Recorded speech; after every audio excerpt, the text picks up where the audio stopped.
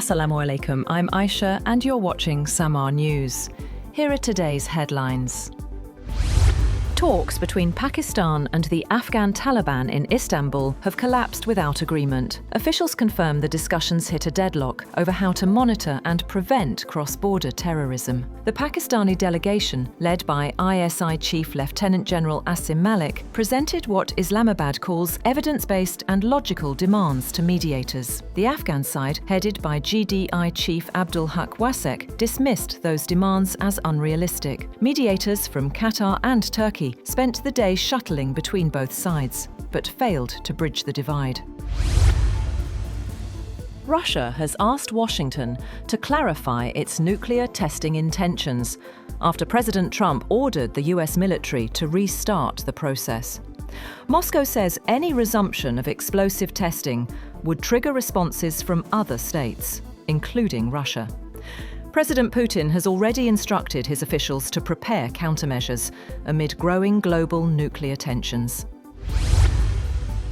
Meanwhile, Russian President Vladimir Putin has chaired a high-level meeting on the development of the Russian armed forces. Among those present were Dmitry Medvedev, Defense Minister Andrei Belousov, and FSB Chief Alexander Bortnikov. The Kremlin has released only silent footage of Putin entering the room, offering no further details about the discussion. On the other hand, Ukrainian President Volodymyr Zelensky says Russia has massed about 50,000 troops near Vovchansk in Kharkiv, signaling a new offensive. He accused Moscow of escalating attacks on Pokrovsk to impress US President Donald Trump, and urged Western allies to speed up air defense and missile supplies. A top German military official has warned that Russia has capacity for a limited attack against NATO territory at any time, but a decision to act would depend on the Western allies' posture. He also, however, adds that Russia is too tied down in Ukraine for something big.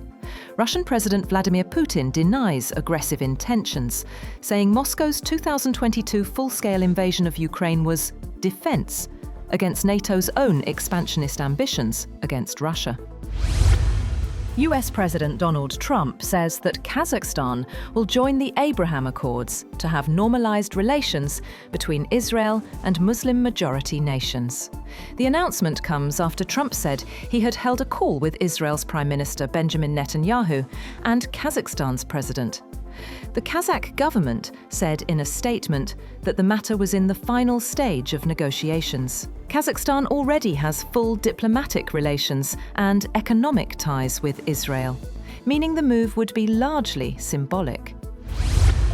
US President Donald Trump says that Iran has been asking if US sanctions against the country can be lifted. Iran's supreme leader, Ayatollah Ali Khamenei, said on Monday that cooperation between Iran and the United States is not possible as long as Washington continues to support Israel, maintain military bases, and interfere in the Middle East.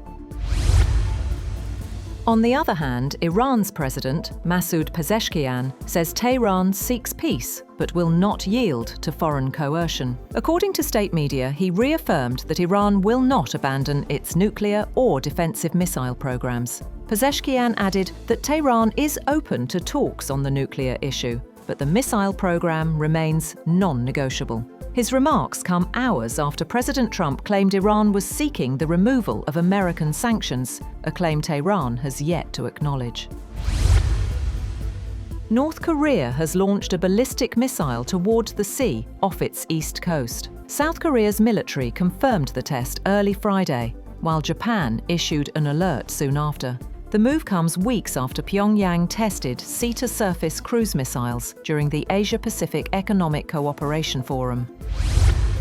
Dozens of people have been injured and hospitalized after an explosion occurred during Friday prayers at a mosque inside a school complex in Indonesia's capital, Jakarta. Police were investigating the cause of explosion at the site in Kelapa Gading, North Jakarta. The police chief said the number of people admitted to hospitals was 54, adding the injuries ranged from minor to serious and included burns. The Israeli military has carried out heavy airstrikes on southern Lebanon after issuing evacuation orders for several locations, saying Lebanese armed group Hezbollah was trying to rebuild its military capabilities there.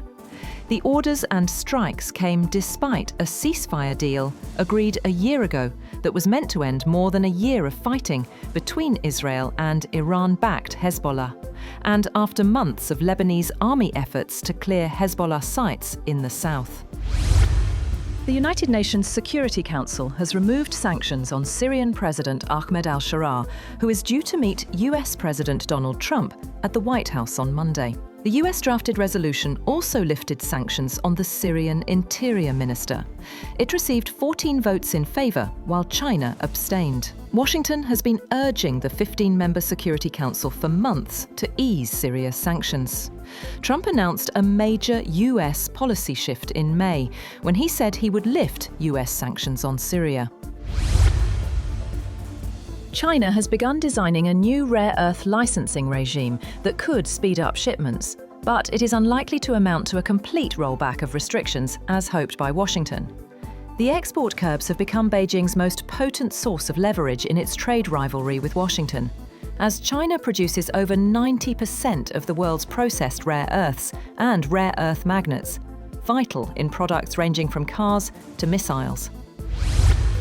At least 5 people have died in Vietnam after Typhoon Kalmagi pummeled coastal regions with destructive winds and heavy rain, following the storm's deadly passage through the Philippines, where it killed at least 188 people.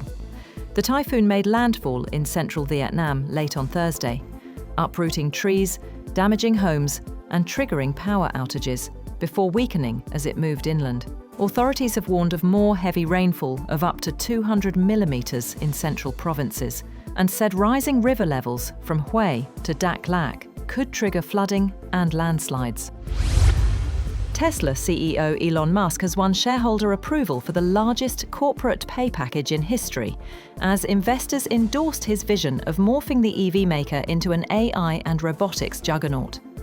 The proposal was approved with over 75% support, and Musk bounded to the stage of the company's annual meeting at its factory in Austin, Texas, accompanied by dancing robots.